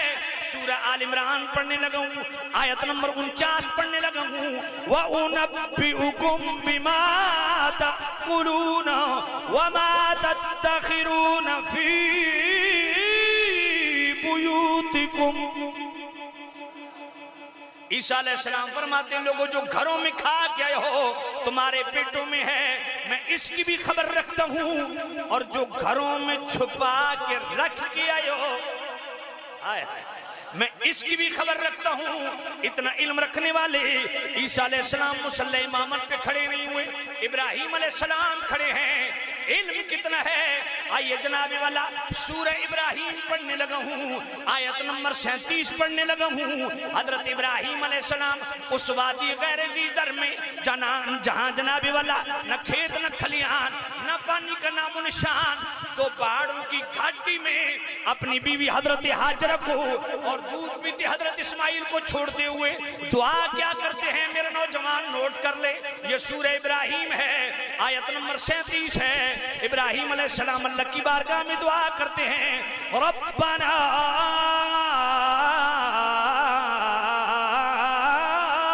انی اسکنت من ذریتی, اے میرے پالنے والے اس وادی غیر ذی زر میں من ذریتی, میں اپنی اولاد میں سے. اب علماء تشریف فرمائیں, تمام نحویوں کے نزدیک یہاں بالاتفاق من تبعیضیہ ہے. میں کہتا ہوں یہ میرے بھائی بیٹھے ہیں, حضرت استاد القراء قبلہ قاری یاسین نعیمی صاحب, یہ مجھے 1000 روپے نکالتے ہیں, کہتے ہیں میں 1000 میں سے 500 آپ کو دے رہا ہوں. تو اس کا مطلب ہے اکلہ 500 ان کول نہیں ہے, اور بھی ہیں. گل پلے پئی اے سمجھانا, یہاں تمام نحویوں کے نزدیک من بالاتفاق تبعیضی ہے, اپنی اولاد میں سے. تو بھئی اولاد تو کل اس وقت حضرت اسماعیل ہیں جو دودھ پینے کی عمر ہے. حضرت اسحاق تو ایک روایت کے مطابق 13 سال بعد پیدا ہو رہے ہیں, دوسری روایت کے مطابق 50 سال بعد پیدا ہو رہے ہیں, 30 سال بعد پیدا ہو رہے ہیں. تو گویا ابراہیم علیہ السلام اللہ کی عطا سے جانتے ہیں کہ اکیلا بیٹا میرے اسماعیل نہیں, اللہ 13 سال کے بعد بھی مجھے اولاد دے گا. اتنا علم رکھنے والے حضرت ابراہیم علیہ السلام بھی مصلی امامت پہ کھڑے بولیے نہیں ہوئے. نعرہ تکبیر, نعرہ رسالت, نعرہ رسالت, نعرہ تحقیق. کون کھڑا ہو, نعرہ حیدری. کون کھڑا ہو, وہی کھڑا ہو جو حضرت آدم سے بھی بڑھ کے علم رکھے, حضرت نوح سے بھی بڑھ کے علم رکھے, حضرت ابراہیم سے, حضرت اسماعیل سے, موسیٰ و عیسیٰ پاک سے بڑھ کے علم رکھے. اور وہ کون ہے؟ اگر آپ اجازت دیں تو سورۃ النساء کی آیت نمبر 113 پڑھ دوں. وَعَلَّمَكَ مَا لَمْ تَكُنْ تَعْلَمْ وَكَانَ فَضْلُ اللَّهِ عَلَيْكَ عَظِيمًا.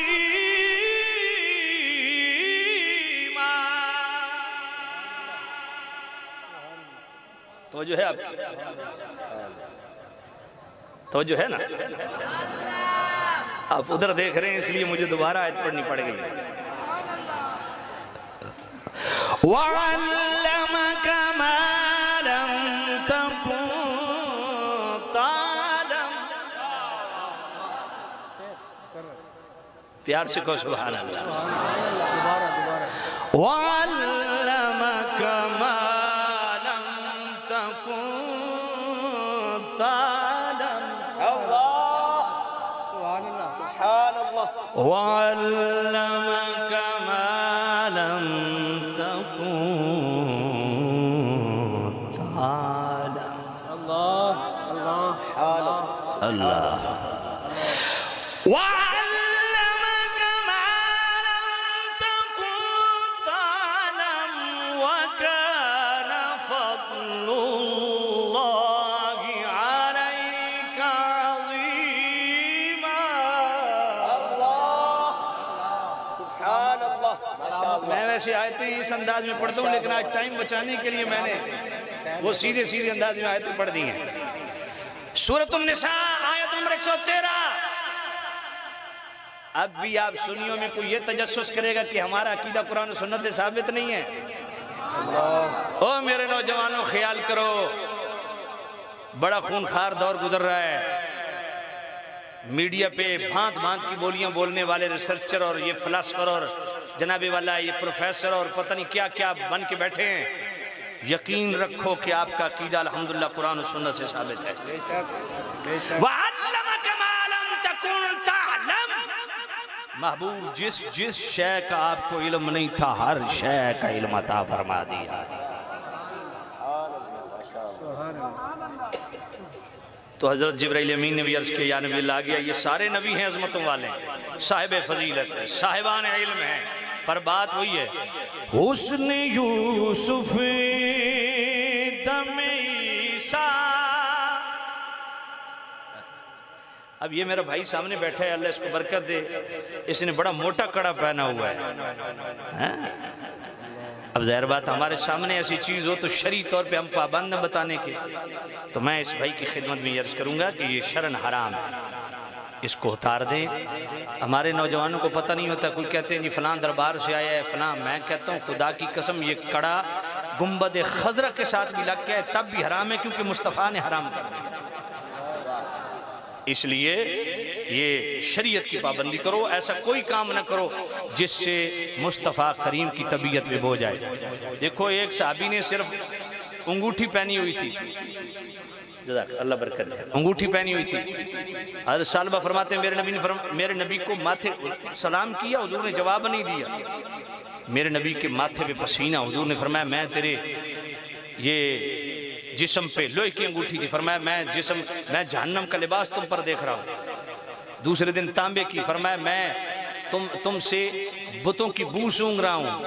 یا نبی اللہ مجھے بڑا شوق ہے انگوٹھی پہننے کا. فرمایا ٹھیک ہے چاندی پہن، وہ بھی 4.5 ماشے، اس سے زیادہ مرد کو اجازت نہیں ہے یہ بات. اور وہ 4.5 ماشے بھی آپ ڈیوائیڈ بھی نہیں کر سکتے کہ 1.5 ماشا ادھر 1.5 ماشا نہ. اس کی یہ زیور کے زمرے میں آتا ہے، اور زیور مرد کے لیے جائز نہیں ہے، عورتوں کے لیے جائز. اس لیے کوئی بھی دھات ہو، تانبا ہو، لوہا ہو، چاندی ہو، سونا ہو، سوائے چاندی وہ بھی 4.5 ماشا شرن حرام. بات پلے پڑ رہی ہے؟ ہاں سونے کی زیادہ آپ کو شوق ہو نا تو سونے کے بٹن، اور وہ بھی بغیر زنجیری کے، قمیض کے بٹن آپ بنوا سکتے ہیں سونے کے، یہ مرد کے لیے جائز ہے، لیکن ساتھ زنجیری نہ ہو. بات سمجھ؟ ہاں تو کڑے پہننا یار یہ زنانیاں دا کم ہوندہ، کڑے چھڑے اور انگوٹھی. توجہ کرو. اللہ اکبر. وعلمك ما لم تكن تعلم. محبوب جس شے کا تجھے علم نہیں تھا ہر اس شے کا علم عطا. میرے نبی نے نماز پڑھی نبیوں کو. یار اگر آپ اجازت دیں تو ایک حدیث آپ کو سناؤں. کیا شان رسالت پہ شان رسالت بزبان رسالت. میرے نبی نے فرمایا انا امام المرسلین ولا فخرا. میں رسولوں کا امام ہوں، پر اس بات پہ فخر نہیں کرتا. اب ذرا توجہ کرنا. ملا علی قاری جنہوں نے 11 سال حرم مکہ کی امامت کروائی اور 11 سال حرم مکہ کے در و دیوار کے سائے میں بیٹھ کے رسول اللہ کی حدیث پڑھائی، وہ کیا فرماتے ہیں؟ فرماتے جسے خواتین حدیث کا علم نہ ہونا وہ لا فخرہ والی حدیثوں کو ڈسکس نہ کرے. فرمایا اکثر لوگ یہ سمجھتے ہیں کہ میرے نبی نے یہاں اپنی عاجزی کا ذکر کی. فرمایا نہ، عاجزی کے اور بتیرے مقام ہے، یہاں میرے نبی نے اپنی شان بیان کی. حضرت علی قاری جنہوں نے 11 سال حرم مکہ کی امامت کروائی اور 11 سال حرم مکہ کو دیوار کے سائے میں بیٹھ کر رسول اللہ کی حدیث پڑھائی. مفتی الاناف محدث کبیر حضرت علی قاری. فرمایا یہاں فرمانے کا مقصد کیا ہے؟ جس موسیٰ علیہ السلام نے ڈنڈا مار کے سمندر کا سینہ پھاڑ دیا، 12 راستے سمندر میں بنا دیے، وہ ہاتھ باندھ کے مصطفیٰ کے پیچھے کھڑے ہیں، مصطفیٰ آگے کھڑے ہیں، بات تو فخر والی ہے، کرتے کیوں نہیں؟ عیسیٰ علیہ السلام جنہوں نے مردے زندہ کیے وہ ہاتھ باندھ کے پیچھے کھڑے ہیں، مصطفیٰ آگے کھڑے ہیں، بات تو فخر والی ہے، یا نبی اللہ کرتے کیوں نہیں؟ حضرت علی قاری فرماتے ہیں میرے نبی کے فرمانے کا مقصد یہ ہے کہ یہ میرے لیے مقام فخر نہیں ہے کہ میں رسولوں کا امام ہوں، ہاں رسولوں کو اس بات پہ فخر کرنا چاہیے کہ ان رسولوں کو اللہ نے مجھ جیسا امام عطا فرمایا ہے۔ اب ذرا توجہ کرنا، معراج کی رات ایک بہت بڑا مسئلہ حل ہوا، سارے نبیوں سے افضل اعلم اولا کون ہے؟ فرمایا جو مصلی پہ کھڑا ہوگا، امامت کا حق اس کا ہے جو سب سے افضل ہے، عالم ہے۔ تو معراج کی رات اللہ نے مصطفیٰ کو آگے کھڑا کر کے بتا دیا کہ سارے نبیوں سے افضل و اعلم ذات مصطفیٰ ہے، اس لیے مصلی پہ کھڑا کر دیا۔ یا نبی اللہ امت میں بھی فیصلہ کر دیں کہ امت میں افضل و اعلی کون ہے؟ فرمایا مرو ابا بکر فلیصلی بالناس، ابو بکر کو کہو نماز پڑھائے، کیونکہ سارے صحابہ والے بیت سے افضل و اعلم ابو بکر ہے۔ اللہ اکبر۔ اور امیر المومنین مولا المسلمین سیدنا و مولانا علی المرتضی کرم اللہ تعالیٰ وجہ الحسنہ، امام اسحاق بن راہویہ کا ریفرنس، سنن دار قطنی کا ریفرنس، السوائق المحرق کا ریفرنس، ابن عساکر کا ریفرنس، اور سید اعلیٰ حضرت امام اہل سنت فتاوی رضویہ شریف 28ویں جلد غایت التحقیق فی امامت علی والصدیق صفحہ 471، وہاں کا ریفرنس۔ مولا علی سے پوچھا گیا ابو بکر خلیفے کیسے بنے؟ فرمایا بل رأی رأیتہ، مولا علی فرماتے ہم نے مشاورت سے ابو بکر کو ہم نے خلیفہ بنایا۔ اے علی کیوں بنایا؟ مولا علی نے فیصلہ کر دیا، فرمایا فاخترنا لدنیانا من رضیہ رسول اللہ صلی اللہ علیہ وسلم لدیننا۔ مولا علی فرماتے ہیں اس ابو بکر کو ہم نے اس لیے دنیاوی خلافت و امامت کے لیے چن لیا کیونکہ مصطفیٰ نے اپنی زندگی میں ابو بکر کو ہمارا امام بنایا، اور صرف مصلی کا نہیں، مولا علی کے لفظوں پہ غور کیجئے، فاخترنا لدنیانا من رضیہ رسول اللہ صلی اللہ علیہ وسلم لدیننا، مصطفیٰ نے ابو بکر کو ہمارا دین کا امام بنایا، اس لیے ابو بکر کو ہم نے دنیاوی امامت کے لیے چن لیا۔ اب یہ بھی تقسیم کی جاتی ہے کہ جناب حضرت ابو بکر ظاہری طور پہ خلیفہ بلا فصل ہیں اور مولا علی باطنی اور روحانی طور پہ خلیفہ بلا فصل ہیں، اس سے بڑا بلندر کیا ہو سکتا ہے؟ مجھے بتائیں، یہ جو مولا علی فرما رہے ہیں کہ ہم نے ابو بکر کو اس لیے ظاہری طور پہ خلیفہ چن لیا کیونکہ باطنی طور پہ دین کا امام مصطفیٰ نے ان کو بنایا، یہ منصب سیاسی ہے یا روحانی ہے؟ پھر مرو ابا بکر فلیصلی بالناس بخاری شریف، میرے نبی نے ابو بکر کو جو مصلی پہ کھڑا کیا، یہ منصب روحانی ہے یا سیاسی ہے؟ بولیے تو صحیح۔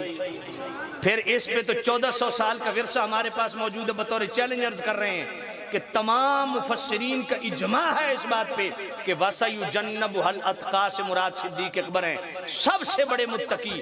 میں نے کہا سب سے بڑا متقی ہونا یہ منصب سیاسی ہے یا روحانی ہے؟ بولو تو صحیح۔ پھر الا ان اولیاء اللہ لا خوف علیہم ولا هم يحزنون الذين آمنوا وكانوا يتقون، ولیوں کی اللہ نے دو نشانیاں بیان کی، صاحب ایمان اور صاحب تقوی۔ اور جس صدیق اکبر کا ایمان اتنا تکڑا ہو کہ امام جلال الدین سیوطی جناب والا تاریخ الخلفاء میں لکھتے ہیں، شعب الایمان کے اندر امام بہقی بھی اس روایت کو لاتے ہیں، اور سید اعلیٰ حضرت امام اہل سنت رحمۃ اللہ علیہ فتاوی رضویہ شریف کی 29ویں جلد اعتقاد الاحباب فی الجمیل والمصطفیٰ والآل والاصحاب کے صفحہ 371 پہ بھی اس کو لاتے ہیں۔ میرے نبی نے فرمایا لو وزن ایمان ابی بکر و ایمان اہل الارض لرجح بہما کما قال علیہ الصلوۃ والسلام، فرمایا سارے اہل زمین کے ایمان ایک پلڑے میں رکھ دو اور دوسرے پلڑے میں صرف صدیق اکبر کا ایمان رکھ دو، جس کا ایمان اتنا تکڑا ہو اور وقانو یتقون اور تقوی اتنا بھاری ہو کہ صرف متقی نہیں اتقا۔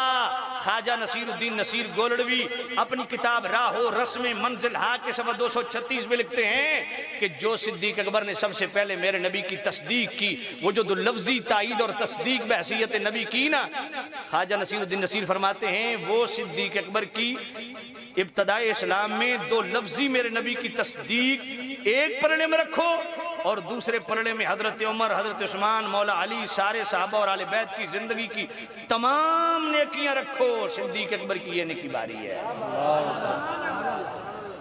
اور قبلہ عالم پیر مہر علی شاہ رحمت اللہ علیہ، ان کا فتاوی مہریہ پرانا صفحہ 145 اور نیا صفحہ 240، قبلہ عالم پیر مہر علی شاہ رحمت اللہ علیہ فرماتے ہیں چاروں خلفاء ابو بکر، عمر، عثمان و علی، چاروں خلفاء میں صورت خلافت بھی پائی جاتی ہے اور معنی خلافت بھی پائی جاتی ہے۔ صورت خلافت کس کو کہتے ہیں؟ ظاہری خلافت کی جو صورت ہے سیاسی، یہ بھی پائی جاتی ہے، اور باطنی خلافت یعنی روحانی طور پہ بھی، روحانی طور سیاسی طور میں بھی خلیفہ بلا فاصل ابو بکر ہیں، باطنی طور پہ بھی خلیفہ بلا فاصل ابو بکر ہیں۔ پھر محی الدین ابن عربی وحدت الوجودیوں کے امام اور قبلہ عالم پیر مہر علی شاہ رحمت اللہ تعالی علیہ ساری زندگی محی الدین ابن عربی کا دفاع کرتے رہے اور ان کو شیخ اکبر کا ٹائٹل دیا۔ ان کا فتوحات مکیہ 73واں باب کھولیے، وہ فرماتے ہیں ایسے بھی اولیاء دنیا میں گزرے ہیں جن کو اللہ نے ظاہری خلافت سے بھی نوازا، باطنی خلافت سے بھی نوازا۔ اس میں پہلا نمبر صدیق اکبر، پھر عمر، عثمان و علی ہیں، اور آگے چلیے حضرت سلطان باہو، سلطان الفقر حضرت سلطان باہو رحمت اللہ علیہ کی دیدار بخش کھولیے ان کی کتاب۔ وہ فرماتے ہیں جب اللہ کسی کو ولی بنانا چاہتا ہے پہلے اس کو صدیق اکبر کی بارگاہ میں پیش کیا جاتا ہے، وہ اس پر صداقت کی جناب والا تجلی ڈالتے ہیں، پھر فاروق اعظم کی بارگاہ میں پیش کیا جاتا ہے، وہ اس پر عدل کی تجلی ڈالتے ہیں، پھر عثمان غنی کی بارگاہ میں پیش کیا جاتا ہے، وہ اس پر حیا کی تجلی ڈالتے ہیں، پھر مولا علی کی بارگاہ میں پیش کیا جاتا ہے، وہ اس پر علم کی تجلی ڈالتے ہیں، پھر مصطفیٰ کی بارگاہ میں پیش کیا جاتا ہے۔ سونے ہون مور لو ولی بن دے۔ سیدی اعلی حضرت امام اہل سنت امام احمد رضا رحمت اللہ علیہ المستند المعتمد علم عقائد کی کتاب عربی میں فرماتے ہیں جو بندہ یہ تقسیم کرتا ہے نا ظاہری اور باطنی خلافت، سیاسی اور روحانی خلافت، فرمایا ھذا قول باطل خبیث، یہ قول باطل اور خبیث ہے، مخالف لاجماع الصحابۃ والتابعین، یہ صحابہ اور تابعین کے اجماع کے خلاف ہے۔ ہائے ہائے والافضلیت فی کثرت الثواب، افضلیت کثرت فضائل سے ثابت نہیں ہوتی، کثرت ثواب سے ثابت ہوتی ہے، اور جس کے ثواب کی کثرت کا یہ عالم ہو کہ میرے نبی فرمائے حضرت عمر کی عمر بھر کی نیکیاں ایک پلڑے میں رکھ دو، اور صدیق اکبر کی غار ثور والی 3 راتوں میں سے ایک رات ایک پلڑے میں رکھ دو۔ مولا علی فرماتے ہیں، ابو طالب اشاری کا حوالہ اور سیدی اعلی حضرت نے فتاوی رضویہ کی 15ویں جلد جزاء اللہ یدوب بے ختم النبوہ، اس کے اندر بھی اس حدیث کو لکھا۔ مولا علی فرماتے ہیں حل انا الا حسنۃ من حسنات ابی بکر، میں ابو بکر کی نیکیوں میں سے ایک نیکی ہوں، اور حضور سیدی داتا علی اجویری ان کی کشف المعجوب فرماتے ہیں ایک ہوتا ہے مقام مشاہدہ، ایک ہوتا ہے مقام مجاہدہ، فرمایا مقام مجاہدہ کا مقام مشاہدہ کے سامنے وہی حیثیت ہے جو قطرے کی سمندر کے سامنے ہوتی ہے۔ فرمایا مقام مشاہدہ پہ ابو بکر فائز ہیں اور مقام مجاہدہ پہ فاروق اعظم فائز ہیں۔ اور میرے نبی نے حضرت عمر کو فرمایا حل انت الا حسنۃ من حسنات ابی بکر، اے عمر تو ابو بکر کی نیکیوں میں سے ایک نیکی ہے۔ بات سمجھ اللہ اکبر، وہ ابو بکر جس کے متعلق مولا علی فرمائیں، اور صحیح الرجال حدیث السوائق المحرقہ کے اندر امام جعفر صادق پاک فرماتے ہیں میں نے اپنے ابا جان امام باقر پاک سے سنا، امام باقر پاک فرماتے ہیں میں نے اپنے ابا جان امام زین العابدین پاک سے سنا، امام زین العابدین پاک فرماتے ہیں میں نے اپنے ابا جان امام حسین پاک سے سنا، امام حسین پاک فرماتے ہیں میں نے اپنے ابا جان مولا علی پاک سے سنا، مولا علی پاک فرماتے ہیں میں مصطفیٰ کے ساتھ چل رہا ہوں، دائیں طرف صدیق اکبر چل رہے ہیں، اچانک ابو دردہ آگے بڑھ رہے ہیں، فوراً میرے نبی آگے بڑھ کے ابو دردہ کا ہاتھ پکڑ کے پیچھے کھینچتے ہیں، فرمایا ابو دردہ تو اس ابو بکر کے آگے چلتا ہے کہ اس دھرتی پہ نبیوں کے بعد سورج نے اس ابو بکر سے افضل شخص نہیں۔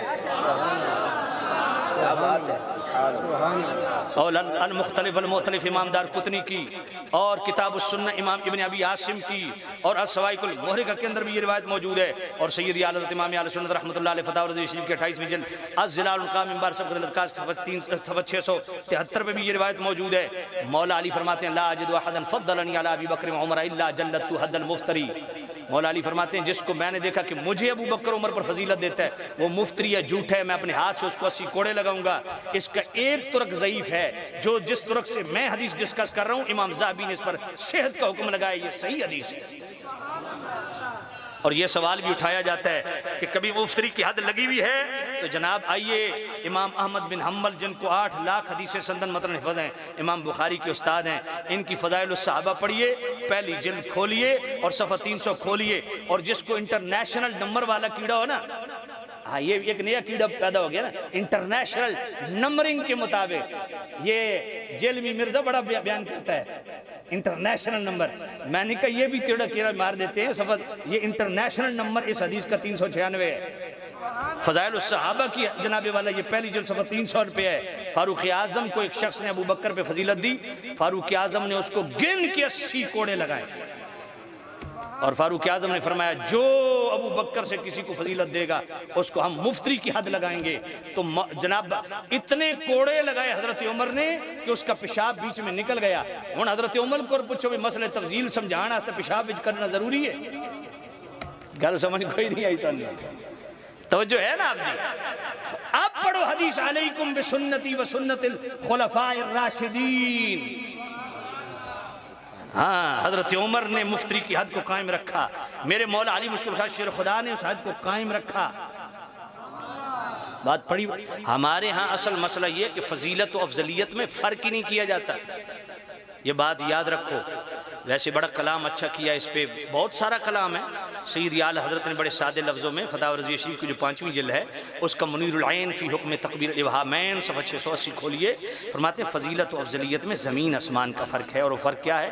اپنی طرف سے نہیں، مواقف و شرح مواقف۔ اچھا میں یہ سارے حوالے اور کتابوں کے لے کے پھر آخر میں اعلی حضرت کیوں کہہ دیتا ہوں؟ سمجھ نہیں آئی؟ دیگر کتابوں کے جب حوالے مجھے یاد ہے تو اعلی حضرت کا نام کیوں لیتا ہوں؟ صرف سمجھانے کے لیے کہ اعلی حضرت سے بغاوت نہ کرنا۔ وہ لوگ آج بھی اس دور میں بھی اپنے سٹیجوں پہ نعرے لگاتے ہیں، اور ان کا حق کیا لگائیں؟ سر بکف سر بلند دیوبند دیوبند۔ یہ ہمیں بیماری پڑ گئی ہے، جس کے 4 مرید ہو جاتے ہیں وہ اپنے بزرگوں سے بغاوت شروع کر دیتا ہے، جس کو 4 جناب والا سننے والے خطیب کو ہوتے ہیں وہ اپنے بزرگوں کو لائن پہ لگا دیتا ہے۔ اپنے بزرگوں پہ اپنی آنکھیں بند رکھو، ذرا توجہ کرنا۔ تو میں کیا عرض کر رہا تھا؟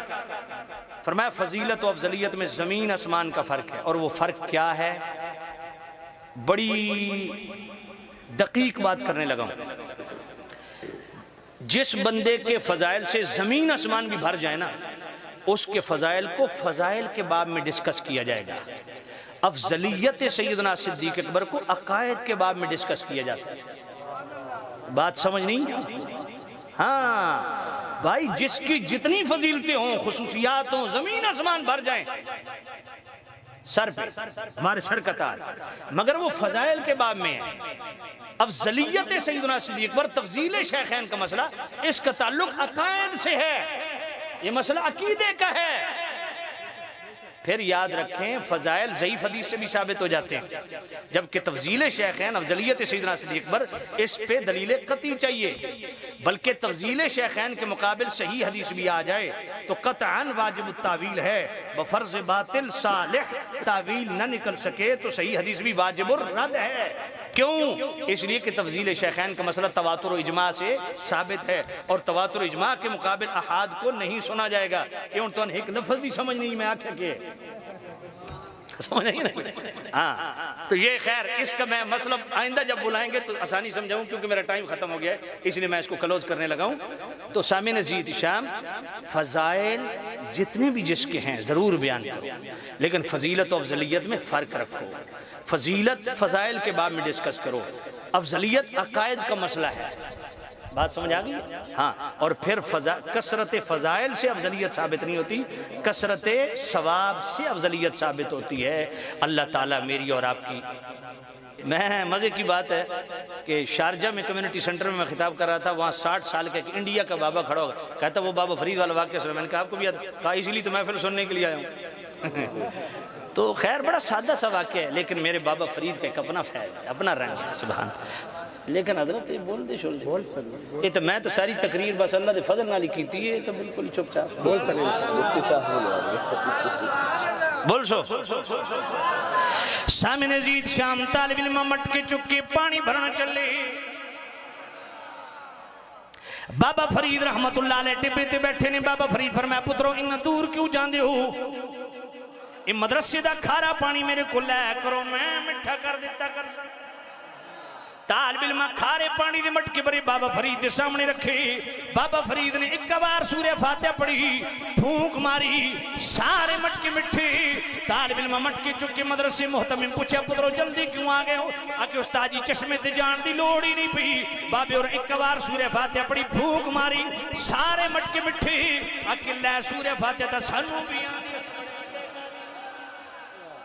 پڑھ سورہ فاتحہ پھونک ماری ایک مٹکا مٹھا نہیں ہویا اللہ اکبر طالب علم بابا فرید کو لگے بابا جی تسا ایک بار سورہ فاتحہ پڑھی پھونک ماری سارے مٹکے مٹھے اسا فاتحہ پڑھ تھک گئے ایک مٹکا مٹھا نہیں ہویا بابا فرید پر میں پترو زبان بھی تے فرید آلی ہو گئی اللہ والوں کی پھونکوں میں اثر ہوتا ہے اللہ والوں کی پھونکوں میں اثر ہوتا ہے اس پہ مزید 3 آیات پڑھی جا سکتی ہیں سورہ طٰہٰ آیت نمبر 96 بھی پڑھی جا سکتی ہے سورہ آل عمران کی آیت نمبر 49 بھی پڑھی جاتی ہے سورہ مریم کی آیت نمبر 19 بھی پڑھی جاتی ہے لیکن ٹائم ختم ہو گیا وآخر دعوانا ان الحمدللہ ماشاءاللہ بارک اللہ قبلہ مفتی صاحب نے بڑا خوبصورت بیان کیا ایک دفعہ ان کے لیے آپ بآواز بلند کہہ دیجئے سبحان اللہ